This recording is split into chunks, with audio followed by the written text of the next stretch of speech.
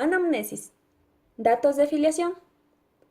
Tenemos paciente masculino de 11 años de edad y de raza mestiza. Motivo de consulta: disnea de esfuerzos. Enfermedad actual. Paciente presenta cansancio y decaimiento de hace más o menos 2 semanas de evolución, exacerbándose con un cuadro de disnea de esfuerzo, por lo que su madre decide acudir al servicio de emergencia.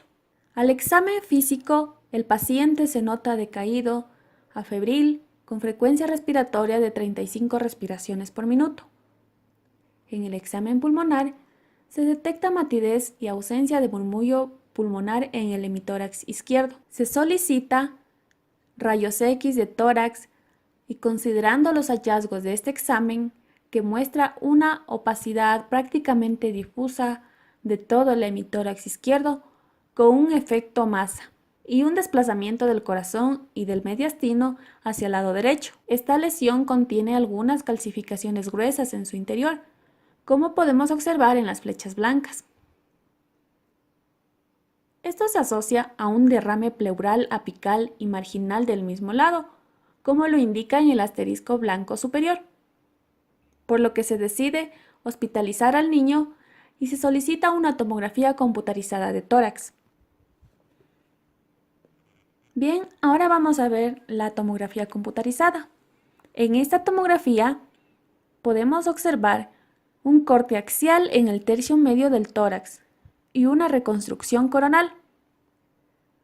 Aquí podemos ver la presencia de una gran masa que se extiende desde el mediastino anterior hacia el hemitórax izquierdo y que está en su mayor parte comprometido, con una compresión y atelectasia de casi todo el pulmón de ese lado. Esta masa es muy heterogénea. Se refuerza en forma irregular con el medio de contraste endovenoso y en su interior contiene calcificaciones gruesas, como lo indican en las flechas blancas. También hay una presencia de zonas hipodensas y de contenido graso, que se puede observar en las flechas negras. También vemos áreas quísticas que simbolizan los triángulos. Se identifica un derrame pleural izquierdo de situación posterior simbolizado por el asterisco blanco.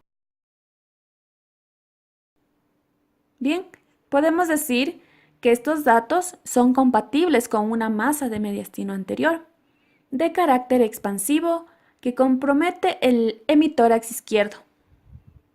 La presencia de áreas sólidas, áreas quísticas, tejido graso y calcificaciones en su interior hacen plantear la posibilidad de un teratoma. Las características del tumor no permiten predecir este examen si se trata de un teratoma benigno o maligno. Otras posibilidades, como un tumor primitivo neuroectodérmico, un timoma o un linfoma, no son planteables en este caso.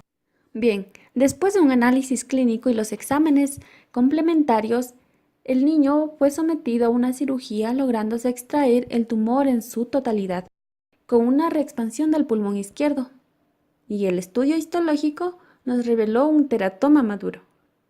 Entonces, como diagnóstico final, se tuvo un teratoma de mediastino anterior. Para conocer un poco más del tema, vamos a ver un marco teórico. Los tumores mediastinales son masas o neoplasias que se forman en el mediastino, una zona en la mitad del tórax que separa los pulmones. Los tumores del mediastino son poco frecuentes, y la ubicación común para estos tumores del mediastino depende de la edad de la persona. En los niños, dichos tumores son más comunes en el mediastino posterior. Estos tumores con frecuencia comienzan en los nervios y no son cancerosos, es decir, que son benignos. La mayoría de estos tumores en los adultos ocurren en el mediastino anterior. Generalmente son linfomas, tumores de células germinativas o timomas cancerosos, es decir, malignos. Estos tumores son más frecuentes en personas de mediana edad o adultos mayores. El mediastino constituye una región importante y compleja en la que ocurre una amplia variedad de enfermedades regionales y sistémicas, Desde el punto de vista anatómico, como sabemos, es el espacio en el tórax limitado lateralmente por la pleura parietal, anteriormente por el esternón, posteriormente por los cuerpos vertebrales, hacia abajo por el diafragma y en sentido superior por el opárculo torácico. Aunque existen varias divisiones anatómicas, probablemente la más utilizada es la propuesta de Shields, y que distingue un compartimiento anterior, un medio y un posterior. Bien, en el compartimiento anterior vamos a encontrar delimitado entre el esternón y los aspectos anteriores del pericardio, aorta y vasos brachiocefálicos. Normalmente contiene en el niño al timo y ganglios linfáticos. El compartimiento posterior está limitado por el aspecto anterior de la columna vertebral y contiene ganglios linfáticos paravertebrales, porciones bajas del nervio vago y la cadena simpática. En cambio, en el compartimiento medio o visceral consiste en el espacio intermedio y contiene esófago, pericardio, corazón, la vena cava, aorta ascendente, el arco aórtico y ramas principales de la aorta, vasos pulmonares, tráquea, bronquios principales, nervio frénico, nervio vago y también los ganglios linfáticos. La presentación clínica de estos pacientes es bastante inespecífica. Cuando nosotros ya tenemos que aparecen los síntomas estudiados en este caso, casi siempre esto se relaciona con el efecto de una masa ejercido por parte del tumor. Así que es frecuente que los pacientes se quejen de dolor torácico inespecífico y mal localizado acompañado de tos y disnea. También va a presentar disfagia o síntomas generales como por ejemplo la fiebre y pérdida de peso. La compresión del sistema venoso superior, ya sea a nivel de la vena cava superior o sus principales afluentes, produce el llamado síndrome de la vena cava superior, caracterizado por la presencia de la congestión venosa del tronco superior con una red venosa colateral en el cuello y en la cara. Incluso en ocasiones, cuando la instalación es súbita, puede haber manifestaciones neurológicas, como por ejemplo podemos tener una alteración del estado de conciencia, incluso puede presentar convulsiones secundarias a la dificultad del drenaje venoso cerebral y un edema cerebral secundario. El común denominador siempre es el hallazgo por imagen de la presencia de una lesión en el mediastino. Cuando se formula el diagnóstico diferencial de una masa mediastinal, debe hacerse una consideración al compartimiento anatómico involucrado. De esta forma, las masas del compartimiento anterior corresponden generalmente a los problemas, tumores como por ejemplo de timo, tumores germinales, linfoma, tumores de tiroides, intratorácicos. Los de compartimiento medio van en una gran variedad de masas de origen mesenquimatoso, como linfomas, metástasis ganglionares y tumores germinales. Por último, los tumores neuroorgánicos casi exclusivamente ocurren en el compartimiento posterior. La mayor parte de las masas primarias del mediastino corresponden, por lo general, a 4 siguientes lesiones, las cuales son neoplasias derivadas del timo, tumores neuroorgánicos, linfomas o tumores germinales. El resto se distribuye entre una amplia variedad de tumores endocrinos, mesenquimatosos y malignos metastásicos. Los 4 tumores que suelen darse en el mediastino anterior son timoma, teratoma, linfoma y terrible linfoma. Bien, ahora vamos a ver brevemente la clasificación según la OMS. Tenemos 3 tipos, A, B y C. Tipo A, un timoma medular. Tipo AB, timoma mixto. Tipo B1, predominio cortical linfocítico. Tipo B2, timoma cortical. Tipo B3, carcinoma tímico atípico bien diferenciado. Tipo C, carcinoma tímico. Un porcentaje no despreciable de pacientes se encuentra asintomático y se presenta como hallazgo radiológico un ensanchamiento mediastinal como podemos observar en la imagen. Debido a que muchos pacientes con masas mediastinales Se les puede ofrecer un tratamiento mediante 3 opciones: cirugía, quimioterapia y radioterapia. Exámenes complementarios. Primeramente vamos a ver las radiografías convencionales, que estas pueden tener proyecciones póstero-anterior y lateral y a veces oblicuas. Permite evaluar el tamaño, la localización y la densidad del tumor, así como la presencia de calcificaciones en la masa.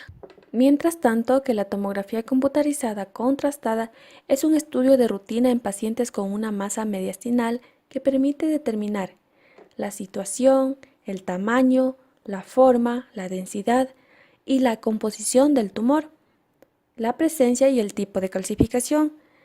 Además, las características del borde del tumor, las relaciones con las estructuras vecinas, la presencia y la localización de linfaadenopatías y otros hallazgos asociados.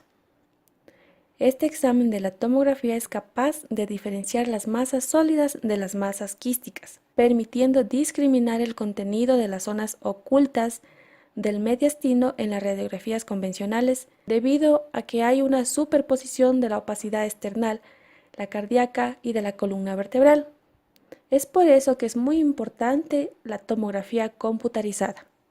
Las imágenes de resonancia magnética se utilizan cuando hay contraindicaciones para el uso de contraste durante la tomografía.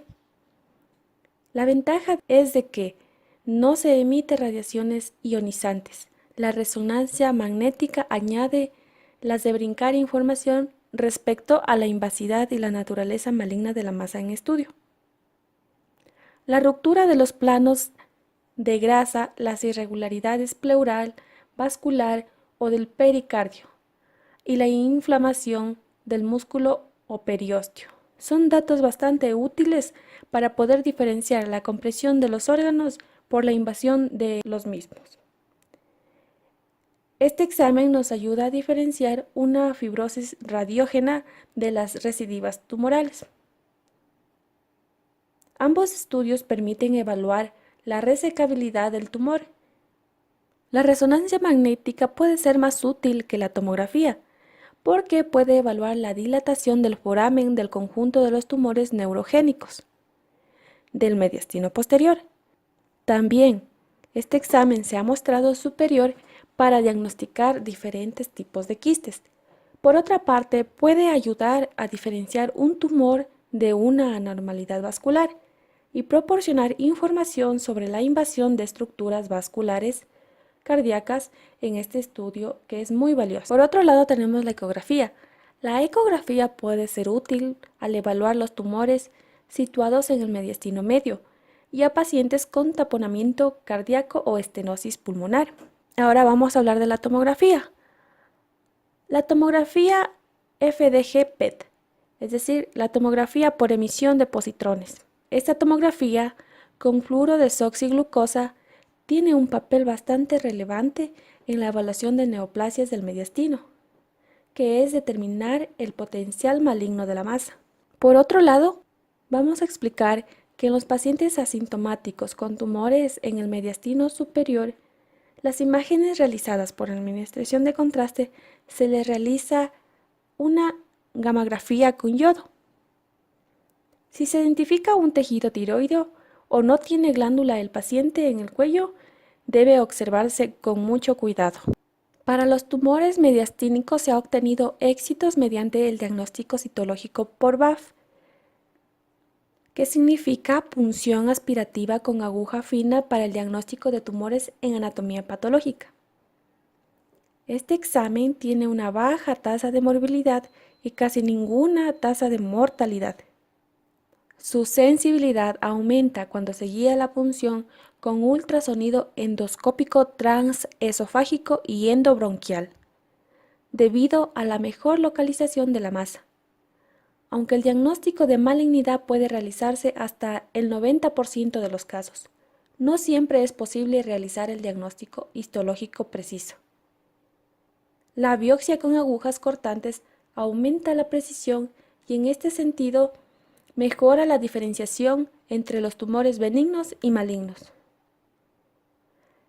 En esta última es particularmente indicada en el diagnóstico de linfomas, timomas y tumores neurales.